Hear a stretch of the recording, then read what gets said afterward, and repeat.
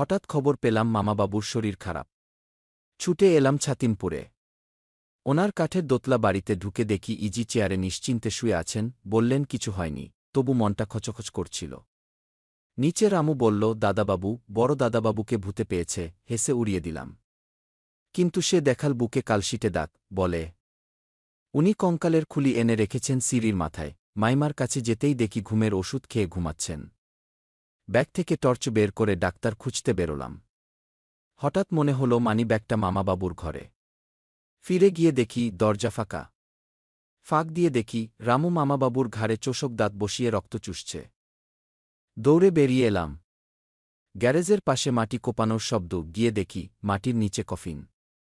হাত দিতে যাব, পেছন থেকে এক বৃদ্ধ বলল, ওটা জনাথনের কফিন। রামুকে পেয়ে বসেছে তার আত্মা। বললাম, উপায় আছে? সে বলল, আত্মাকে বন্দি করতে হবে। আমি কফিন খুঁড়তে থাকি। হঠাৎ লোকটা গায়েব। তখনই পেছন থেকে রামু ফোঁস করে উঠল। দাঁত বের করে এগিয়ে আসছে। হঠাৎই কে যেন আমায় সরিয়ে নিল। দেখি আবার সেই বৃদ্ধ। বলল, ওর পা চেপে ধরো। আমি ধরলাম। সে মন্ত্র পড়তে পড়তে আত্মাকে বের করে দিল। রামু নিস্তেজ।